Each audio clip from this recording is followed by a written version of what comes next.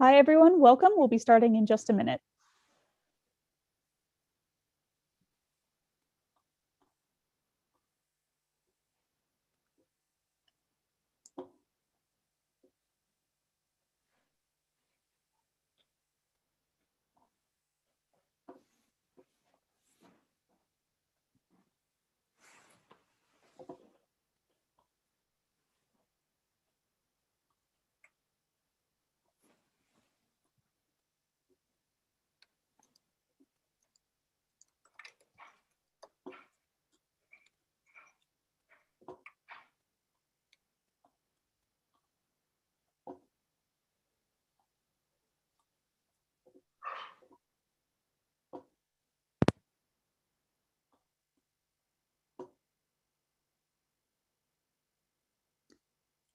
Hi to everyone coming in. We're going to get started in just a minute. We're just waiting for more people to join us.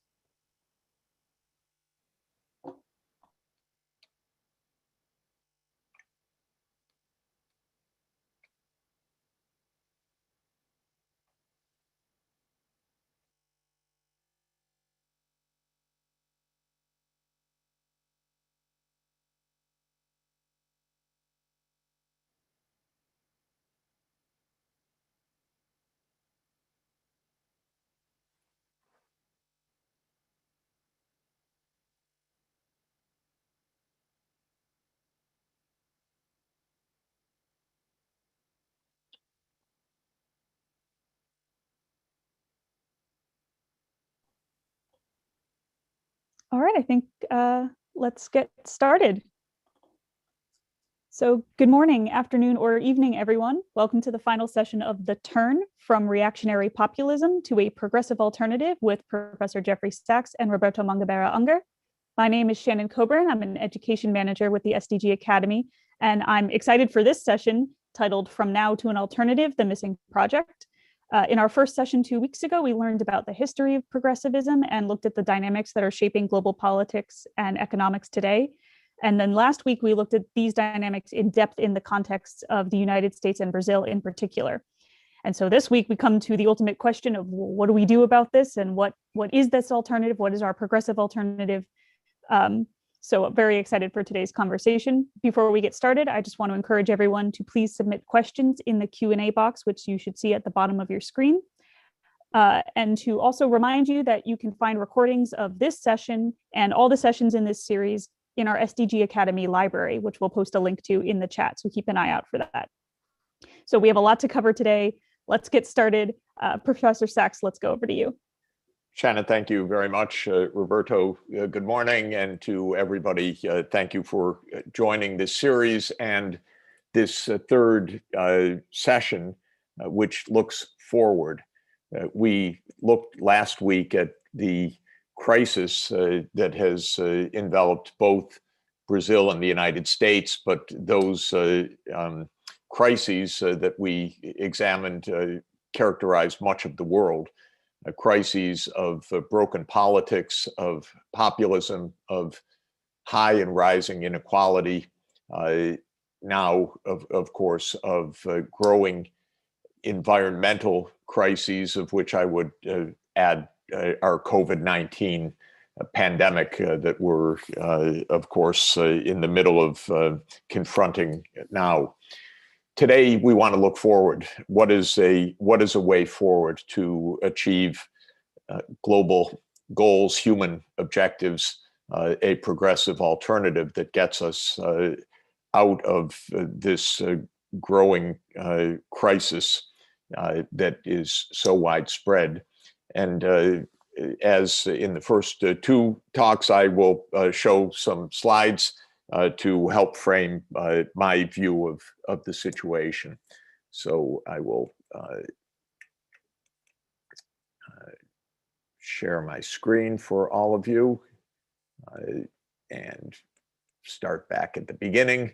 We're looking for alternatives, the way forward, and will illustrate the challenges in Brazil and the United States. But these two countries, while they are distinctive in many ways, share common features with societies all over the world. So I think the discussion is more general than the two cases that we're focusing on.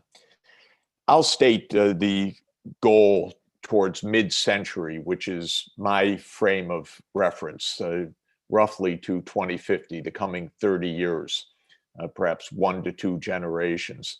To say that our goal, if we can put it succinctly, is for prosperous societies, that is, societies of material well-being that are socially inclusive, rather than the hugely divided societies that we have today with mass inequalities of income, wealth, and opportunity, societies that are socially inclusive by gender, by race, by ethnicity, by class, and that are environmentally sustainable.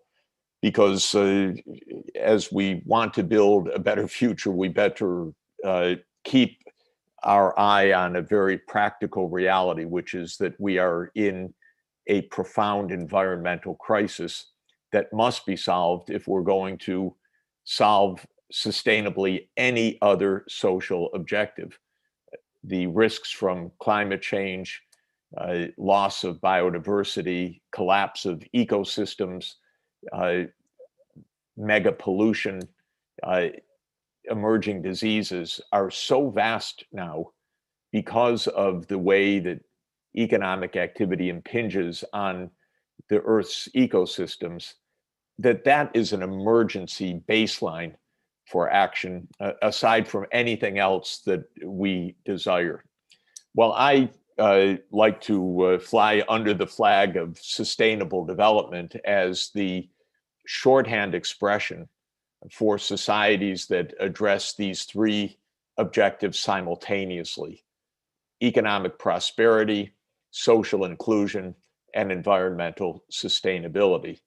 And I think it's worth emphasizing that the economic indicators that we typically look at, GDP per capita, or even the unemployment rate, or other economy-wide indicators, are wholly insufficient to assess the state of sustainable development.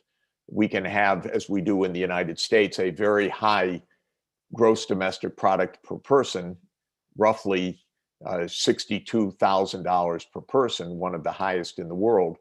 But that doesn't indicate whether that high material output is inclusive of all of society, which in the United States it decidedly is not, nor whether it is environmentally sustainable. And in the US, the production of that $62,000 per capita is profoundly environmentally destructive. So the typical indicators that we use to even assess where we are socially are wholly inadequate to placing ourselves in our current situation, much less guiding society going forward. It's for that reason that we need clear standards and metrics and aims. And I believe that stating aims as sustainable development is very helpful. It's additionally helpful because these ideas of sustainable development have been adopted globally, and of course, most recently manifested in the 17 Sustainable Development Goals, which were adopted by all of the UN nations in September 2015. On the one hand, the fact that they are global in reach means that there is a common vocabulary that can be used to talk about objectives across society. At the same time, the fact that they were adopted by all nations, I'm sure, should raise the suspicion that perhaps the governments didn't take all too seriously what they were adopting, and did not view the adoption of a goal as really determining the national policies. And that's certainly been true in the US and Brazil, where certainly Donald Trump never even mentioned the concept of the Sustainable Development Goals one time during his presidency, and in Brazil, where President Bolsonaro actively promotes policies inimical to the achievement of these goals. Nonetheless, the goals themselves are a reflection of both our needs and, I believe, of our objectives in putting together objectives of economic well-being, social justice, and environmental sustainability. Now, to achieve sustainable development, there are some baselines that are, I think, have to be taken as given in view of the realities that we face. First, we must make an energy transition globally to a zero carbon energy system. That's not a nice thing to do. That's not a progressive agenda or a conservative agenda or, in my view, any ideological agenda. It is simply a fact of the profound danger that the world faces from climate change and the other implications of our fossil fuel dependence. In this regard, incidentally, I can add that both the US and Brazil are blessed with zero carbon energy, and Brazil is actually quite fortunate that it has massive hydropower already deployed, as well as high technology biofuels. Brazil could decarbonize the energy system. The United States has not tried very hard yet, but also given our resources, we could. But that's a global objective. Second, we will be living in a digital society because the efficacy of digital technologies for health, for education, for commerce, for payments, for every sphere of economic activity is so powerful that at least part of society has already shifted substantially to online activity. The drama worldwide is that only half the world today has access to the internet. So we have created a massive divide between the haves and the have-nots in the digital society. But I will assume that digital connectivity and then using these digital technologies for the good, for sustainable development, is a fundamental part of the future. I will add a third baseline, and that is universal access to healthcare and education. Long recognized human rights, long unrealized, especially in divided societies. But I would regard the ability of every child to have a healthy upbringing and one with the quality early childhood development and education as fundamental for achieving all of the rest of societal objectives. I indicate here that health and education should not be viewed as private consumption goods, but as social consumption. And in decent societies, these two investments in human development, and that is an individual development in the health and education of each child, is viewed as a social responsibility, not as a household budgetary obligation. In the United States, we don't achieve that even today. The only high-income country in the OECD that does not have universal health and education access as social consumption, but rather left to the private wherewithal of households. Now, each year, I and colleagues measure progress towards the 17 Sustainable Development Goals. And I want to show the most recent ranking, the 2020 rankings. All of the countries at the top of the list are Northern European countries, with France in the middle between North and Southern Europe. But all of the top 10 countries, in fact, are European countries. I think that that is an accurate view of quality of life in the world, where the balance of uh, material prosperity, social inclusion, limited inequality, and now increasing attention to the green transition is most advanced in Europe. Interestingly, if one looks at the rankings of self-reported subjective well-being, asking people about the quality of their lives according to their own evaluation, which I and colleagues report once a year in the World Happiness Report, it's essentially the same ranking of countries. Countries that rank high on the sustainable development frontier, the three interconnected objectives of material, social, and environmental well-being, also rank high on self-reports of quality of life. And this is indicated in this scatter diagram, which we included in last year's report. On the horizontal axis is the SDG index, which measures the current state of each of around 160 countries towards the Sustainable Development Goals. And the vertical axis measures the self-reported or subjective well-being of the populations, the average for each country. That is a question, incidentally, in which people are asked if you consider life as being on a ladder with 10 rungs. The lowest rung, the worst life you can imagine, and the top rung, the best life you can imagine.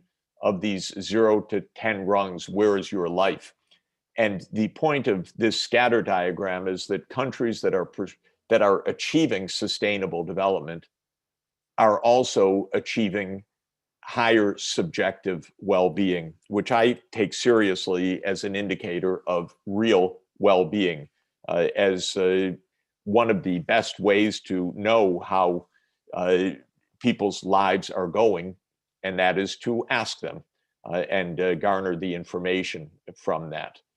Now, I want to remind us that, as I discussed last week, in order to achieve sustainable development, one needs a robust fiscal system where government is collecting 40 to 50% of national income and using that to provide social consumption services like universal health care, universal education, social protection for the disabled, the poor, people on sick leave, and so forth. And that is what Europe did from the 1960s onward. It raised taxes in order to provide social consumption. We've discussed this in the last 2 weeks. I would say it's more than compensatory transfers, I want to emphasize. It's really provision of basic social goods that are essential for the quality of life. So Brazil and the United States do not achieve sustainable development, and they share at least 4 major challenges right now. I'd say a defining common challenge, though with very distinctive national histories to be sure, is the massive inequality by race, gender, and class that both societies manifest. Both the US and Brazil were long slave societies, 2 of the last societies in the world to end slavery. They are racially divided. Gender inequality remains very high as well. Class inequality remains very high. And both countries show up near the top of the world's scores on the formal Gini coefficient measure of inter-household inequality. Second, both societies have a tremendous amount of violence. And this, I think, is characteristic of highly unequal societies. The only way societies sustain such inequality is through violent repression. In the United States, the mass incarceration of African Americans, for example. The US tradition of gun violence was gun ownership to police runaway slaves or to attack native indigenous populations. So the incidence of violence violence of whites on blacks in the United States, of the settler population on the indigenous populations, is endemic in the kind of conquest societies that the US and Brazil are. And we both, in both countries, face, as a result, huge insecurity. Every day now in the United States, there's another mass shooting, just another one yesterday, I think the third or the fourth in the last 10 days, perhaps. They will just keep coming. And the mass violence is also reflected in the mass incarceration of poor people of color in the United States. We have relatively weak educational attainment in both countries, though much more severe in Brazil. The United States, on average, is average in educational attainment of high-income countries, but it's got a large amount of underperformance because of very weak public education systems, underfinanced, and reflecting the class inequalities in our society. And both countries have long neglected environmental threats, especially where dominant classes, agro-industry in Brazil and petrochemical and hydrocarbon industries in the United States have run rampant over the environment. So in terms of sustainable development, both Brazil and the United States have fundamental homework to do in order to make a transformation. This is basic homework beyond anything else. I think that it is heartening that President Biden is starting clearly in that direction, and a huge change from Trump, of course, who was the worst on every one of these dimensions, but with great fragility, because the United States political system is really divided almost half and half between a kind of white supremacist culture, now pretty deeply embedded in the Republican Party, and an anti-environmental agenda, pretty much deeply embedded in the Republican Party. And so whether the US is able to make decisive progress in this way is the current political drama. I want to say something about quality of education in the two countries, because I think it's quite distinctive. In the standardized international assessments across countries carried out by the OECD and what's called the PISA process, the project on international scholastic assessment, I think it is. I will come up with the exact name. The countries that score at the top these days are the East Asian countries, regions of China that are part of this study. That's Beijing, Shanghai, Guangdong, four regions: Singapore, Macau, Hong Kong, Korea, all ranked near the top. In this standardized assessment, 500 is the average of all of the countries. So countries scoring above 500 are scoring above the mean. And you can see China topped the list in 2018 in these four coastal urban regions, far above the rest of the world, actually. Singapore came in second. Hong Kong and Macau third and fourth. The United States scored basically at the average of the high-income countries, around 500 in reading, mathematics, and science. Brazil near the bottom of the 80 countries that are ranked, and I don't have the standard deviation of these scores, but Brazil came in with an average score of about 400. Where the average is 500, and Brazil ranked near the bottom of the league. So I would think that quality of education is obviously lagging in the United States, given the wealth of this country. I think it is a reflection of the unequal access to education and the fact that a lot of education is privatized in a highly unequal class-based society like the United States. In Brazil, this is a pervasive shortfall of educational quality. I looked this morning at the correlation of this PISA score, which is shown on the horizontal axis, with the GDP per capita, which is shown on the vertical axis. It's surprisingly robust. There is an enormously strong correlation, positive correlation between the PISA score, in this case on mathematics, for 15-year-olds and the GDP per capita in the society. Of course, causation runs in both directions, but and I won't belabor the point, but I think there's a very strong correlation between the quality of education and the ability to innovate and the ability to access cutting edge technologies, now the digital economies. And similarly, even more strikingly, in a regression in which the horizontal axis here is the PISA math score, and the vertical axis is the annual average growth rate between 1990 and 2019. It's actually remarkable how strong the fit is after controlling for other standard variables. In other words, it would seem that quality of education is a decisive factor in long-term economic growth. The United States is middling and the growth is nondescript.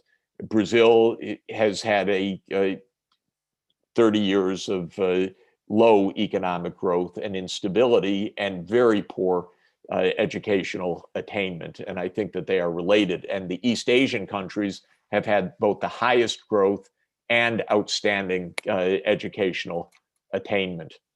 In the United States, the situation is more or less the following. If we look at 25 to 34-year-olds, half of the United States has a high school diploma or less, or some college, but no degree, of the 25 to 34-year-olds. So 50% do not have a college degree. 50% have a college degree. Of those, 10% have a community college or associate degree, typically a 2-year degree. About 30% have a bachelor's degree, and around 12% have an advanced degree. This is essentially America's social division at this point, and heavily its economic division as well. Those with a bachelor's degree or higher are more or less thriving on average. Those with no college degree at all are in social crisis and with precarious work. And so the educational divide, which also is enormously correlated across generations, households headed by college-educated families, family heads have children who go to school. That's because of race, class, and all the other factors. Those that don't have a college degree have a very hard time achieving one. So this is where the huge division is, and it's roughly 50-50 in American society.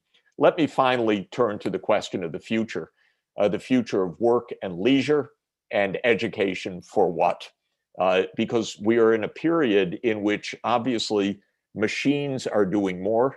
The kind of work is changing rapidly, and it poses the question about what is the future of work. And there are dystopian and utopian visions of this. The dystopian vision is that there's no work because it's all replaced by machines. Those who own the machines run the society.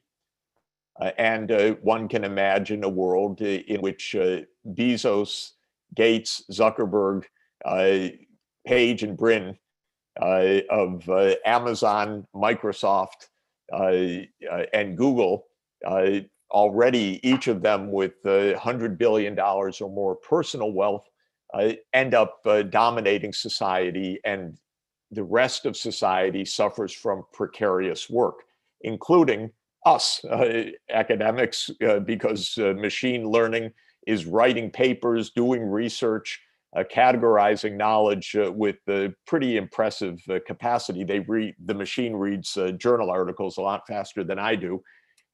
Whether it understands them or not in a different way is a philosophical question, but it sure can categorize keywords effectively. So the precariousness of work is real, and the dystopian vision is a small amount of society that owns the digital world ends up with all the wealth, and the rest end up in a kind of digital peonage. The utopian view is equally plausible, and that is that smart machines do a huge amount of the difficult work in society, and leave humanity with the opportunity for much more leisure and much more quality engagement in our lives through work. And so in the utopian vision, humanity would end up focusing on not the heavy labor in a coal mine or in on a farm, which already has been mechanized in the high-income societies, or on an assembly line, but in three main areas of activity: creative work, caregiving work, and artistic work, where machines can do a bit of it, but they are valued almost by definition by their human input. And so humans work alongside machines in these three areas rather than being replaced by the machines. And I would argue that the utopian view would have work increasingly in these three categories: human-led, digitally supported, but most work in the so-called goods producing sectors like agriculture, mining, construction, and manufacturing, and warehousing and transport would be almost all by machine in the future. And I think we're heading in that direction. But that's okay, because these are areas of huge value and worth and esteem giving. But I think the future of our time use also will change how we allocate time in our lives. More education in young years. That's a trend that's been going on for 100 years, and I think it will continue. Lifetime education will be crucial as we continue to have massively disruptive technologies. Adult education at all stages of life, I think, is both opportune, attractive, and necessary. Much shorter work weeks with more vacation time and leave time, because leisure is one of the most important benefits of a high prosperity economy, and more time for volunteer work of various kinds, for caregiving work. And I just want to end by showing what's happened to work hours over the last 150 years. They have declined substantially. As the machines have replaced work, it's not just that we went to other kinds of work, we also went to less work, which is hugely desirable, in my opinion. So we went from about 3,000 hours per year of work to currently about 1,500 hours per year of work.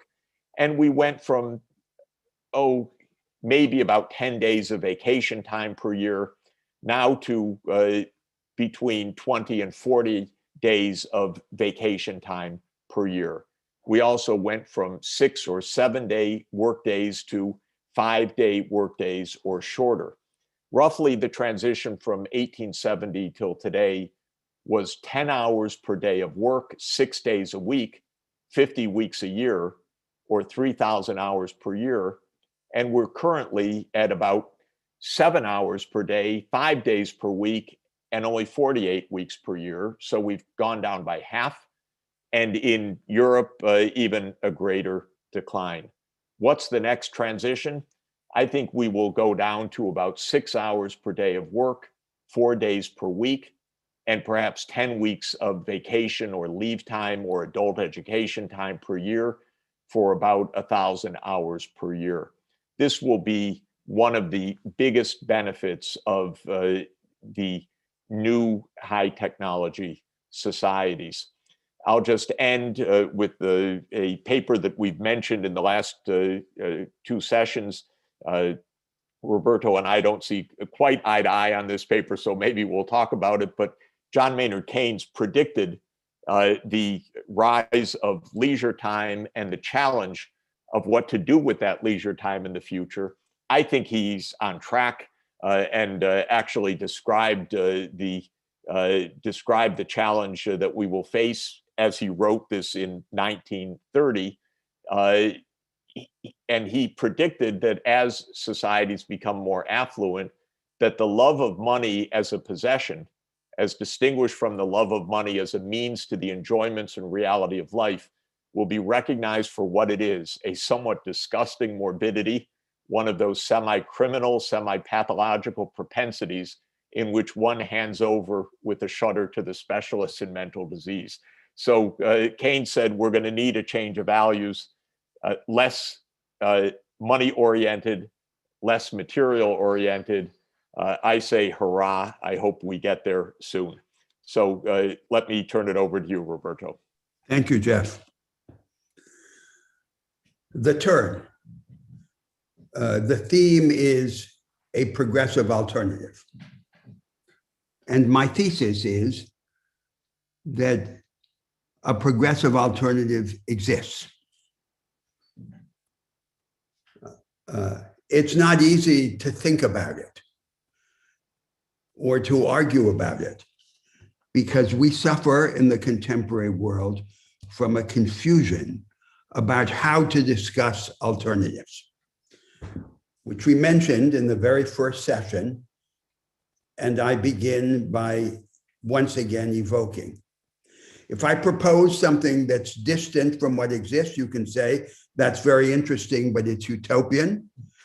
If I propose something that's close to what exists, you can respond, that's feasible, but it's trivial. In the present climate of opinion, any proposal for transformation is likely to be dismissed as either utopian or trivial. This is a false dilemma that arises from a misunderstanding of the nature of a programmatic argument or of transformative practice. It's not about blueprints, it's about sequences, succession. It's not architecture, it's music. Because we have no credible way of thinking about structural change available to us, we fall back on a fake surrogate criterion of political realism, which is proximity to what exists. And that reliance on the false idea of political realism helps explain this dilemma that threatens to paralyze the programmatic imagination. Now, what should lie at the core of a programmatic and progressive view today? Let me describe it in the metaphor of a haven and a storm, and by this device, distinguish it from institutionally conservative social democracy. The individual agent should be made secure in a haven of safeguards against governmental and private oppression, and of capability assuring economic and educational endowments. But that's only part of the task. We make the individual secure in that haven so that he can act and flourish in a world that is subject to contest, experiment, and innovation. The inherited structure of society should then be open to a storm of democratic experimentalism, requiring innovation in our political, economic, and social institutions. One thing is to have the haven as the counterpart to the storm. The other is to have the haven as a substitute for the storm. Now, that's what happened in institutionally conservative social democracy. its great historical achievement was a high level of investment in people and their capabilities, and a definition of safeguards against economic insecurity. But that achievement is no longer enough to assure societies, even the rich countries of the North Atlantic world, in the ability to solve their fundamental problems. The problem of sustaining economic growth when the mode of production, the advanced practice of production, has changed. The task of ensuring inclusion and moderating inequality in the consequence of growth. The ability to base social cohesion in something other than sameness as ethnic and cultural homogeneity erode. And the need to make change possible without crisis in the double form of economic collapse or war. If there is a persistent difference between Jeff Sachs and me in these discussions, the difference lies there. I don't believe that it's enough to continue the historical legacy of institutionally conservative social democracy. It retreated in the middle of the 20th century from the attempt to reshape the economic and political institutions. And none of the fundamental problems of the contemporary societies today can be resolved or even addressed unless we reopen the terms of that social democratic compromise. So my focus is on the storm, though I take it as given that the haven is also necessary. Now, the storm is to be aroused, is to be organized. It doesn't happen spontaneously, and it requires a series of agendas of change in the economic, the political, and the social institutions, as well as in the character of education. First, in the economy. The market economy has no single natural and necessary form. It can take radically different forms with very different consequences for society. A way of attenuating inequality that is anchored in the practices of production and the arrangements of the economy is much more powerful than a way that simply tries to correct after the fact through progressive taxation and redistributive social entitlements the unequalizing consequences of the economic order. We need a productivist project. And we need a productivist project, a progressive approach to the supply side, not just to the demand side of the economy, at a moment in which the dilemma of development and economic growth has changed. The old road to rapid growth, conventional industry, is closed, but the alternative to it, which would be an inclusive form of the new vanguard of production, the knowledge economy, seems to be inaccessible. We must break that dilemma on the second side through the arrangements that step by step and piece by piece would create the conditions for a knowledge economy for the many. So then the first task is to change the relation between the backward and the advanced parts of production, to lift up the vast economic periphery where most people are condemned to some kind of make work. It begins by modest steps, extending access to the resources and opportunities of production, advanced technology, advanced practice, advanced knowledge, as well as capital in favor of a larger range of economic agents, identifying what works and disseminating it. But then from those modest beginnings, we advance and begin to develop an alternative institutional architecture of the market economy. Between governments and firms, forms of decentralized, pluralistic, participatory, and experimentalist partnership to that goal. And among the producers, especially small and medium-sized producers and independent economic agents, cooperative competition. And then we advance further into the future into experiment with alternative property regimes so that the market economy no longer remains fastened to a single dogmatic version of itself.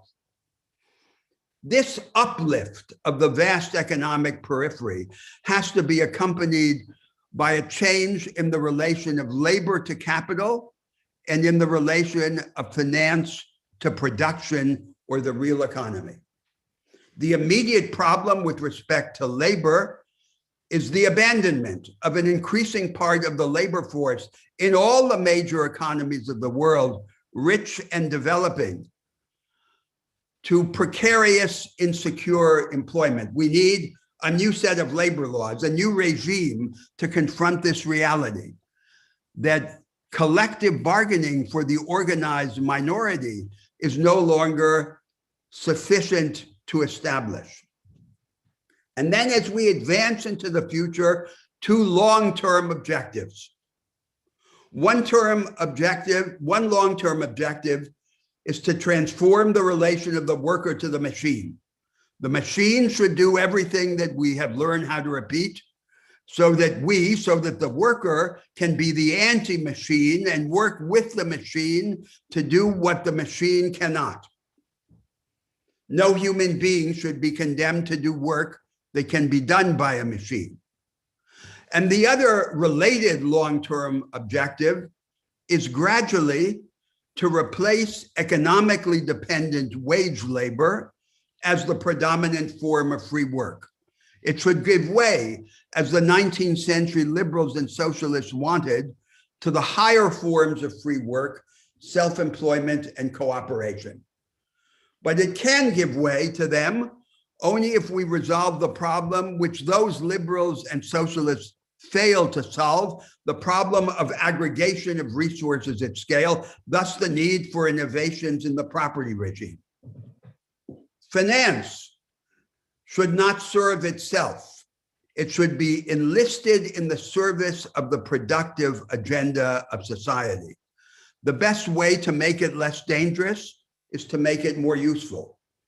Discouraging financial activity with no colorable relation to the increase of output or the rise of productivity, and multiplying the channels between the accumulated saving of society and investment, especially investment in the creation of new assets in new ways. And far into the future, the objective toward which we should work is that the major productive resources of society should not be under the control of absolute individual owners on one side or of the state on the other.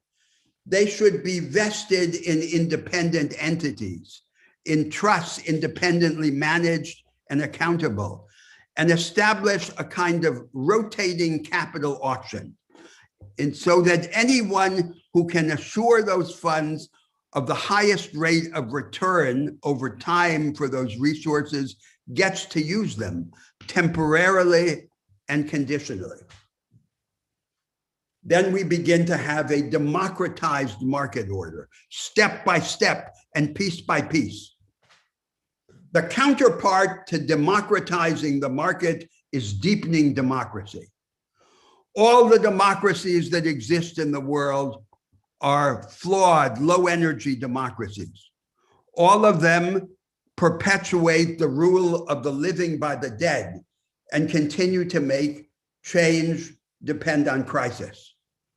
We should want high-energy democracies that diminish the dependence of transformation on trauma.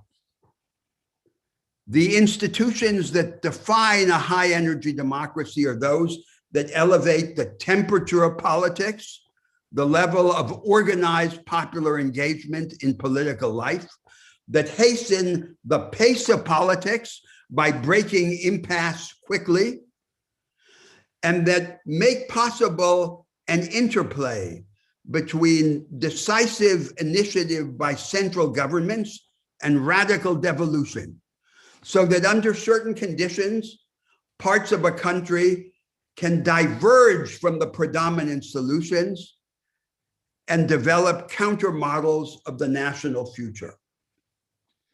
The third area of experimentation is in the social institutions.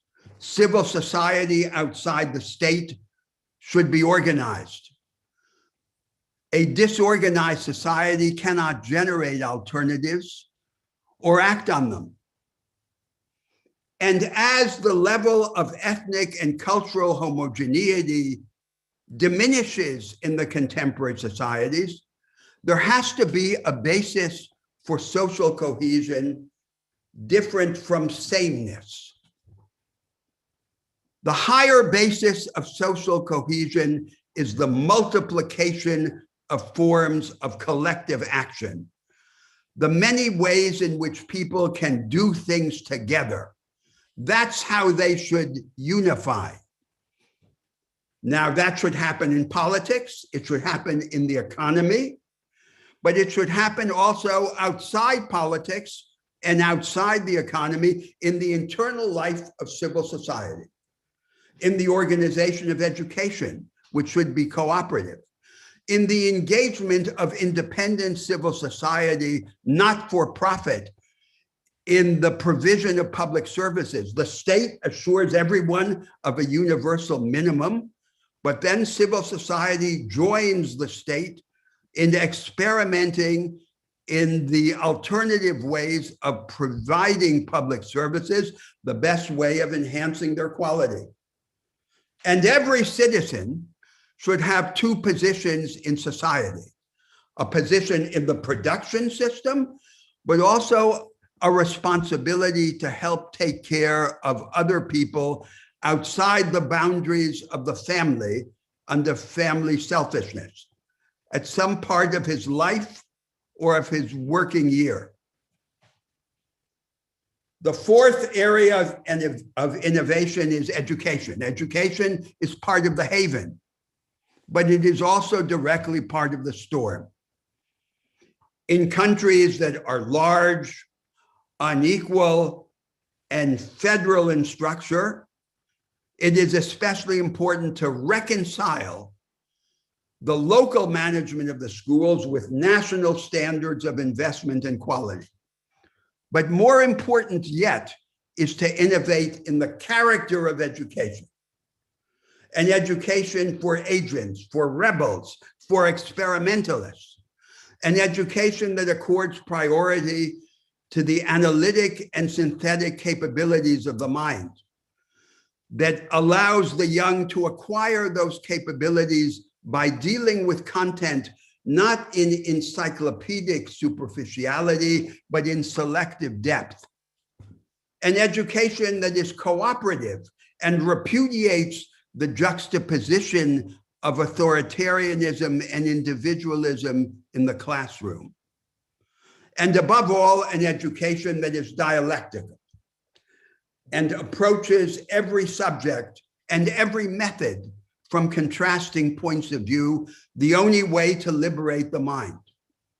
That should be the character of general education, and it should also be the character of technical education, which instead of prioritizing job-specific and machine-specific skills, the old model should accord primacy to the higher order practical and conceptual abilities required for the use of contemporary technologies. Now, how is such an alternative to be advanced? And what is the spirit that animates it? It requires, in these large and complicated societies, the creation of a majoritarian coalition of value creators, of work and production, a transracial coalition, a coalition that cuts across social classes and that cuts across as well the inherited divides between left and right. Such a coalition must pay special attention to overcoming the division between the organized minority of the labor force and the amorphous, insecure, disorganized majority. It must conquer the allegiance of at least part of the small business class, and it must find allies in the professional and technical cadres of society. The method of such an alternative is the method of fragmentary but cumulative structural change. It's not true that we have to choose between a revolutionary illusion of substituting one system for another and managing an established system. The way that real structural change happens is piecemeal, but it can nevertheless be revolutionary in its outcome if it persists in a certain direction under the aegis of an informing idea. What then is the idea? The central idea is an idea of agency, an idea of empowerment, approaching each individual worker and citizen as an agent to empower rather than as a beneficiary to co-opt. The higher objective of the progressives was never simply to humanize society. It was also to divinize humanity.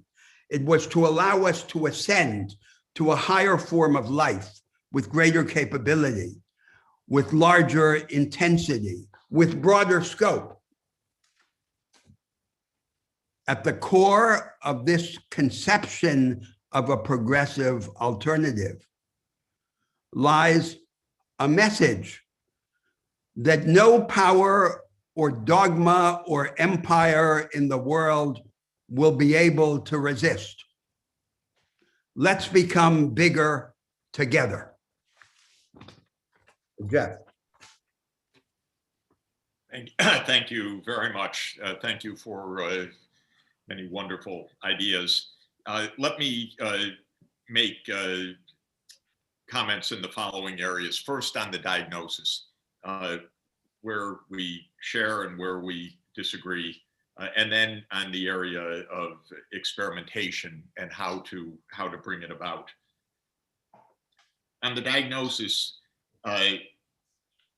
you put a lot of stress on the economic institutions as creating the divide between what you call the vanguard sectors and the laggard sectors, and that you see this to be overcome largely by opening the space for new kinds of enterprise, new kinds of finance, and so on.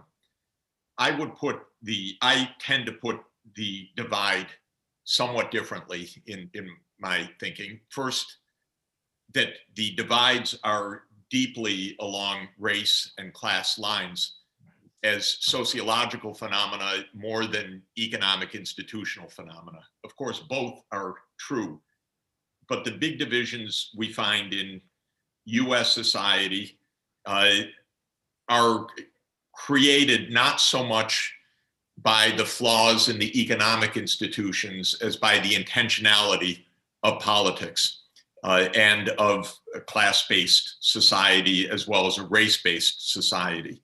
What I mean by that is that a huge amount of the inequalities come not from the intrinsic barriers that enterprises face as much as by the fact that people are not getting a decent education. They're not growing up in a safe neighborhood. They don't have the most basic infrastructure. And we had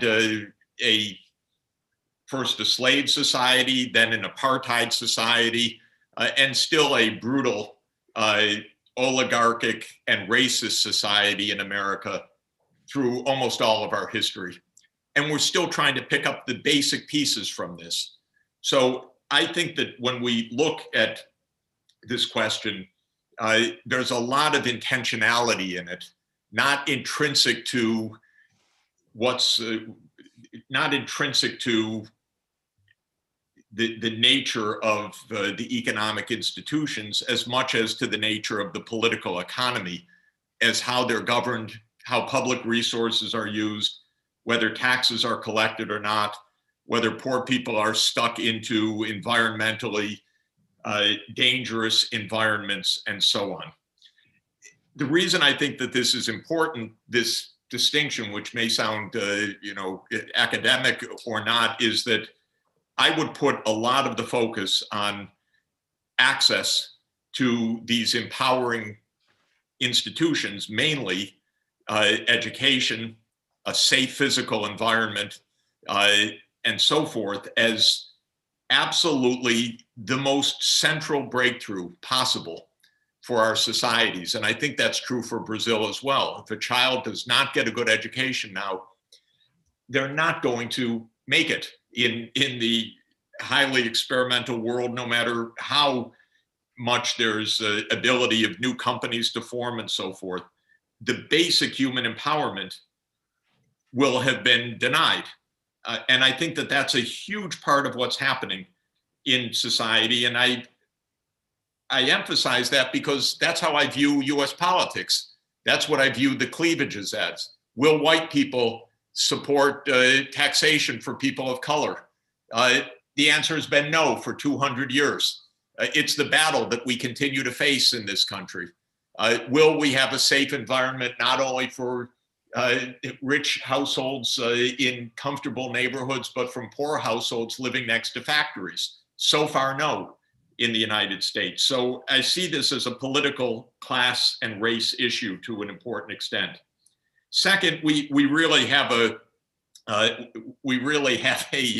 different view about the current realities of the social democracies. And I do want to show, just quickly, if I could, a couple of pictures, because I think it's worth emphasizing. The social democracies, and I'm not trying to make them heavens in this regard or ideal, are not static societies. They are not caught in a mid-20th century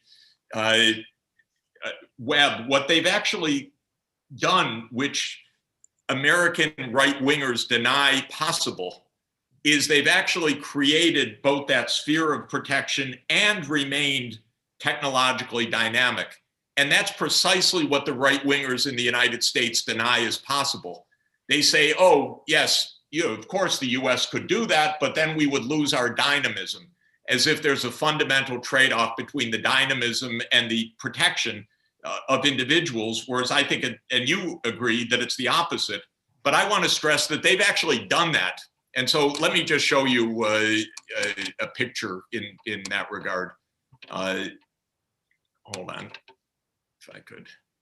So first of all, in terms of where research and development spending is actually spent in the world, this is important. Almost all of the R&D patenting in the world is only in 3 parts of the world right now: North America, Northeast Asia, and Northwest Europe. This is where the 3 zones of innovation measured as patents per capita is taking place, but this is also the vanguards of the digital world, the biotech world, where the vaccines are coming from, and all the rest. Brazil is a near player in this, but is not actually, except in a few exceptions. The United States is pretty good, but in Europe, the dynamic in Europe is actually hugely in the social democratic areas. This is where the patenting per capita is the highest. So these countries did not sacrifice their technological dynamism or innovation by being social democracies. They proved that you could do both. And I think that that's extremely important.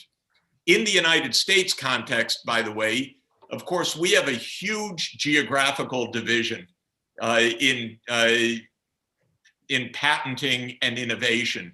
It's basically a West Coast phenomenon, a New England phenomenon, a New York City phenomenon, and a few other very small areas. And this is where the income growth, the billionaires, the wealth class, the others have developed in Kendall Square, in Massachusetts, in Silicon Valley, in New York City.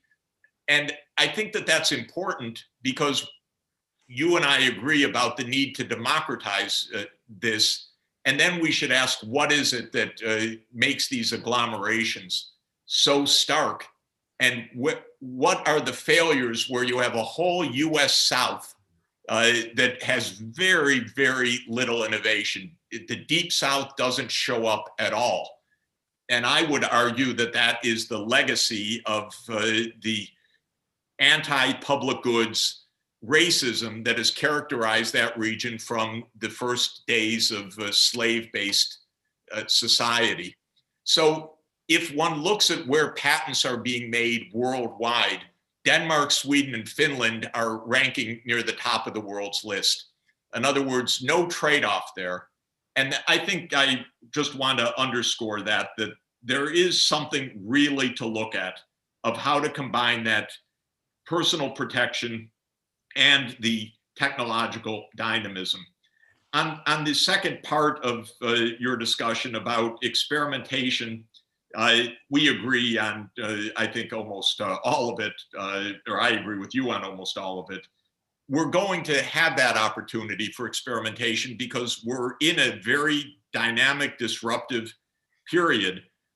As long as people are well educated and have that empowering skill and continuing education throughout their lifetime, which I think we really should emphasize as a new phenomenon because it's not an accepted norm. Everybody should be in school, basically, and there's time for that now because work weeks could be much shorter. Then I think we will see the opportunities for enormous experimentation taking place.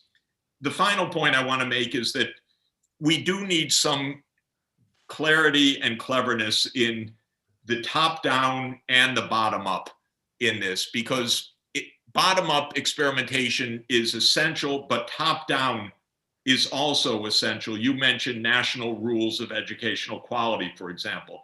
I would add physical infrastructure, decarbonizing the energy system, clarity about sustainable development and environmental sustainability as a fundamental guardrail, and so on.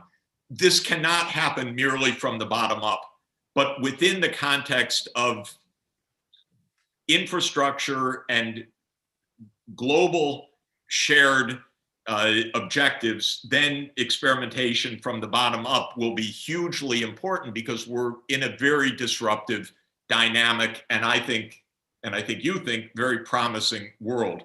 So I would, just make those points and perhaps emphasize, just in closing, I think we should view education as probably the most powerful single tool that society ever has had and that it needs today. And then to think, as you've stressed, what is the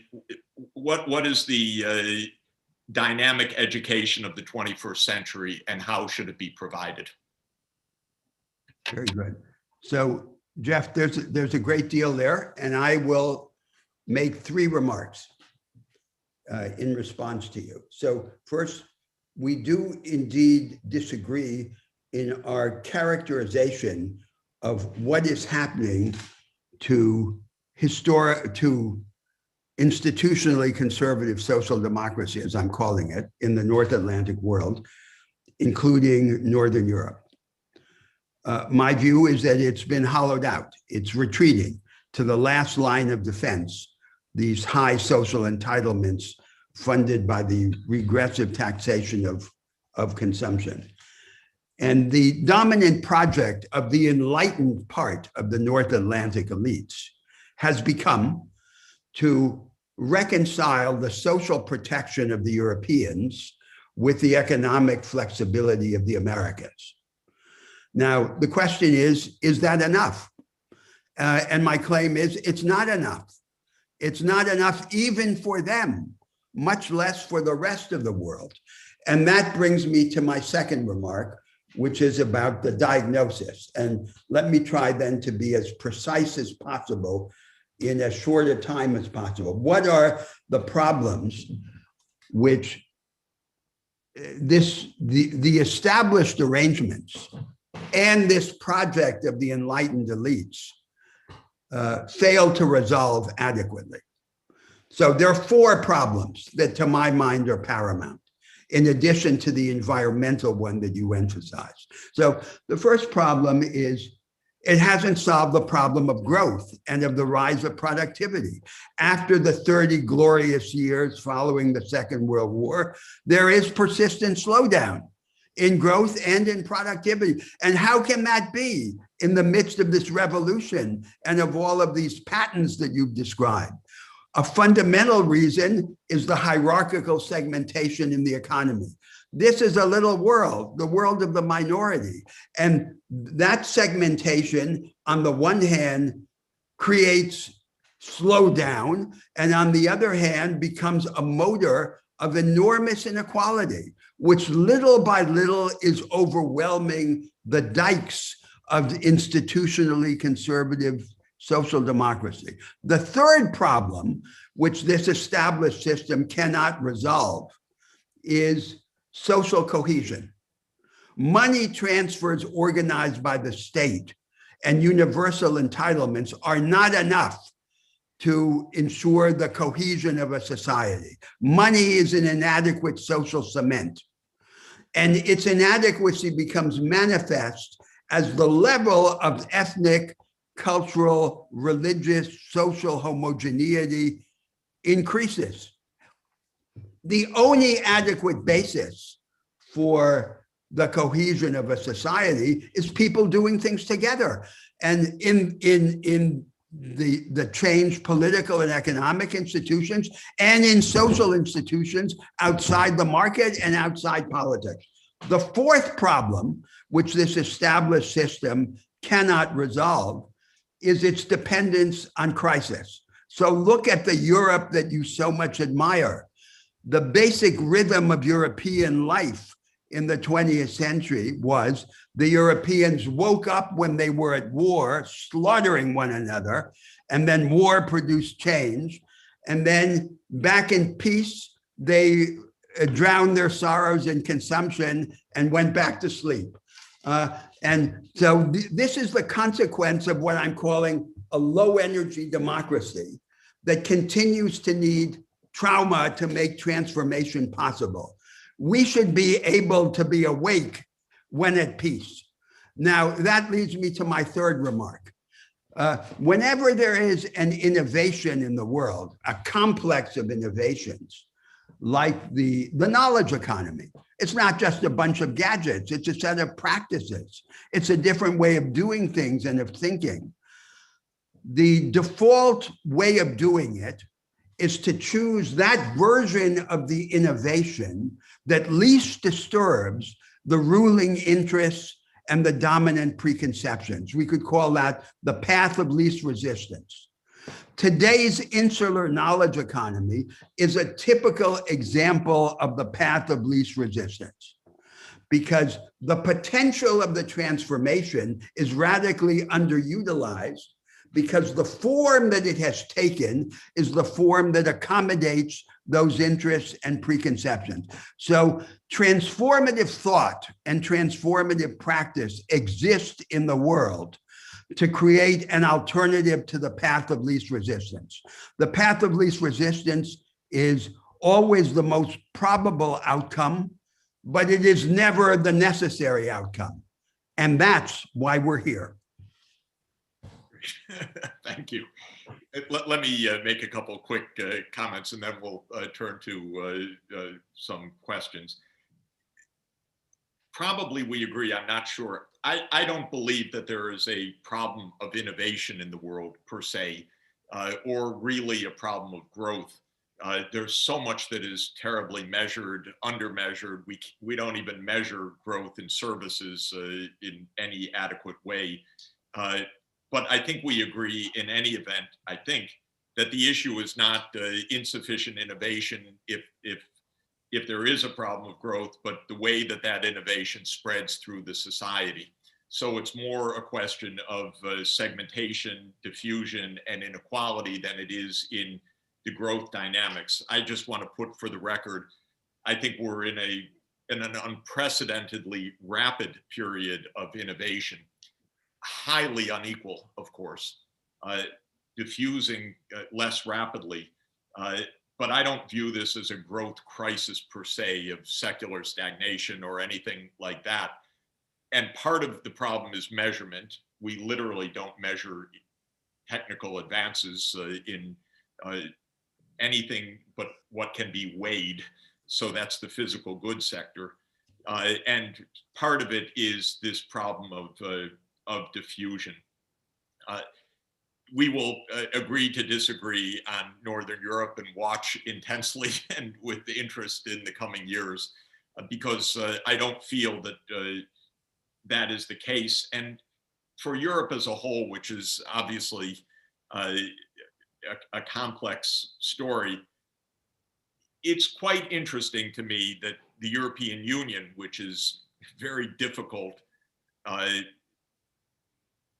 intergovernmental body of 27 sovereign countries, actually put on the table the most progressive Green Deal in the world in the past 2 years that is real. So I feel that there's a lot to see and to learn from there.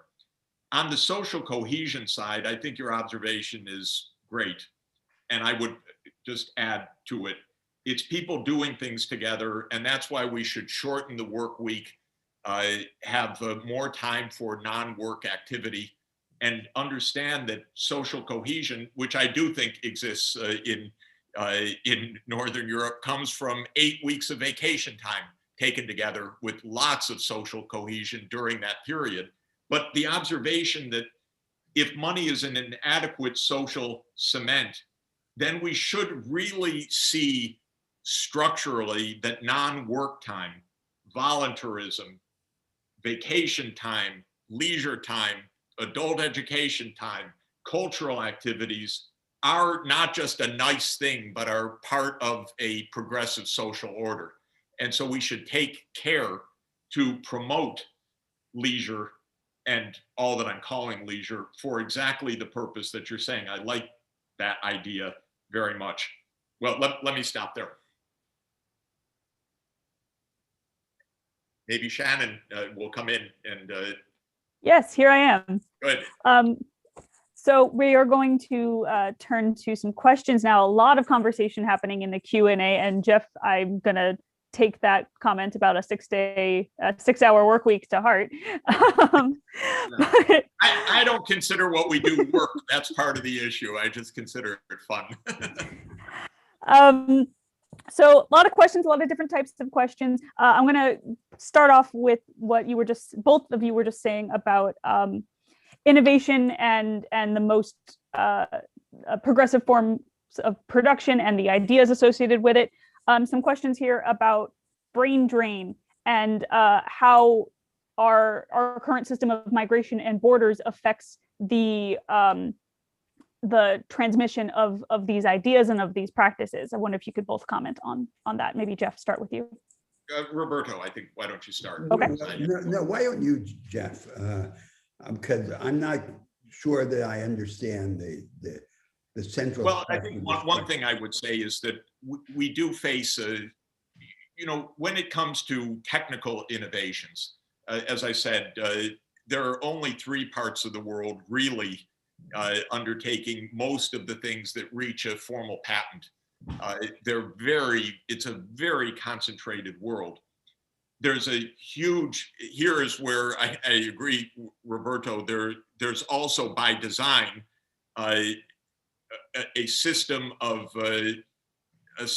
protection of the incumbents, definitely, to be the ones that own the next innovation, whether it's by holdups, buyouts, patent trolling, and all the rest. And this is what the issue with China is right now, which is China's breaking into the front ranks. And the United States is going to turn all its military and security machinery to try to stop China from becoming an active competitor in innovation. Now, having said that, that raises an issue. What about the 5 billion people that are not part of that world right now? Where is innovation going to come from? We see the implication of it. That 5 billion waits in line for the vaccines right now. That 5 billion waits in line for the 5G. That 5 billion uses the social media and platforms designed by the other part of the world. And so breaking into the front ranks of innovation is extremely important. But then finally, to the question, all of this then gets exacerbated by the fact that the engineers of the world train in those 3 regions and stay in those 3 regions. It's very hard, actually, and Brazil is a good candidate for a country that could become a lead innovator, but it's not seen in recent years, even to my mind, seen that as a national objective. Understood properly, what would that take in order to do that? So the brain drain exacerbates the concentration of technical activities in the world and divides the world strongly. And it is the purpose of the US foreign policy to stop competition in innovation in the rest of the world. That's where all of the effort towards China is directed right now. So the significance of these movements of the highly educated technical elite is shaped in part by the degree of concentration within the countries to which they're going. If there were a much more widespread knowledge economy, the social and economic consequence of this movement would be completely different. Now, and I do want to return to the central point of the distinction between piety and transformation. So let's take the United States. Here we are in the United States. Economically, there's a tiny fringe of highly profitable businesses, such as the platform oligopolies. They're now the major businesses in the country. They have huge pools of liquid capital. Then beneath them, there are the large declining businesses struggling to remain profitable and becoming profitable by firing workers and using automation to replace rather than to enhance labor. And then there are thousands of startups with no future, zombie companies. And then there's the mass of people stuck in the vast economic periphery. That's the reality. Now, the eyes of the elite are focused on that top faction because, and there's a discourse that marries oligopoly to piety. So let's have alternatives to shareholder primacy, responsible to different constituencies, social, environmental, and so forth. The managers sitting on these vast pools of capital. Then they talk about antitrust, which is very limited because it would destroy the social as well as the economic value of these inclusive networks. So is that good enough? Is this marriage of piety and oligopoly the way to go? So it is a symptom of this larger structure that we've been discussing in this session. It's not enough to sugarcoat it, to humanize it, to make it, as it were, less American and more European. There's a much more fundamental agenda of structural alternatives that are needed there and here and in the whole world. That's the basic topic in discussion today. I would add two points. One is a large part of the economy, probably 40 to 50% of employment today is technical work, not in these companies certainly, but in schools, universities, hospitals, clinics, social areas, and so on. That's good. That's a very diverse, those are not the mega enterprises in general. And that's where a lot of the skilled part of society, or highly educated, well recompensed part of society operates. When it comes to these giants, a couple of things that I think are important to say. First, these are not long-time incumbents. Mark Zuckerberg was a kid down the hall from my daughter at school less than 20 years ago. So he came out of nowhere, made his thing, and the nature of it is, the nature of Facebook is that there is a profound network externality, that the network thrives on the network, and then of course their rapacious behavior is to buy up anything that could possibly threaten that network platform. So I think it's artificial, by the way, or not artificial. I think that there's actually deep explanation for why the big networks have this increasing returns to scale phenomenon. They have the data, they misuse it, they do many things that I find completely distasteful, but they have created in a period of 20 years this dominant position. Yeah. It's rather specific, I would say, to the information platforms. It's not, it doesn't make it a footnote to the story because they are the dominant companies right now in the digital economy. But it's a rather specific phenomenon of the digital reality. I understand that, Jeff. And my purpose was not to say that's where our attention should go. My purpose was the opposite, to say, here's this mass of people, many of them without strong links to organizations or business enterprises. Let's lift them all up. Let's transform them into technologically equipped artisans. They will then be freer as well as more productive. This is the larger agenda. It's the agenda of the empowerment of agency. And that agenda depends on institutional transformation in every domain of social life. This might be a good place to jump in. We only have a couple more minutes. So last question. Both of you have discussed the power of education to bring about this transformation in various ways.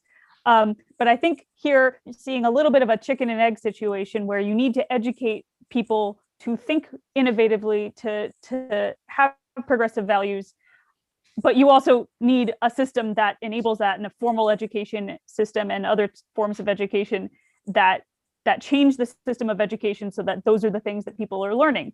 So where do we start? I guess let's end on that note. Roberto. Education is a project of national liberation. It's not about teaching people progressive values. It's by liberating the mind. It's by giving power to the mind, the imagination. So the mind has two sides. In one side, it's like a machine. It's modular and formulaic. In the other side, it's an anti-machine. That's what we call the imagination. It subsumes the actual under a range of proximate possibles, the adjacent possible. And so in 1968, mysteriously all around the world, the same words appeared on walls: imagination in power. That was the task then, dismissed as an inconsequential romanticism, and that is the task now. I think it's a great place to end our discussion. I'm reading John Dewey, yes. Experience in Education. He was the leader of progressive education exactly 100 years ago, also at Columbia University. And I think both Roberto and I concur that progressive education of the 21st century is at the core of this vision and this challenge. We have something that John Dewey did not have. We have Zoom. We have just had a class with people all over the world. We didn't at least I didn't have to ask my boss about doing this, and I don't suppose you did either, Roberto. I believe we can have a new kind of education that is absolutely open and dynamic and global and inclusive. We need to reach larger and larger numbers of people. But I want to say that's the spirit in which we have discussed the turn together. And I want to thank you, Roberto. This is the third time we've taught together in a formal way. I learn an incredible amount every time, incredibly stimulating. So I want to thank you for doing that. And I hope we can look forward to the fourth time. And thank you so much, Jeff. And thank you, all of you, wherever you are. Great. We've come to the end of our session.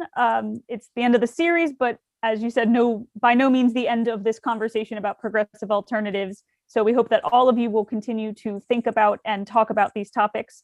Once again, a reminder that you can always do that by watching the recordings of these sessions in our SDG Academy library. So we've put a link to that in the chat, and you'll get one from Zoom after today's session. Finally, please thank me in joining Professor Sachs and Roberto Mangambera Unger for allowing us to be part of your conversation, and we look forward to hearing more from you. Thank you.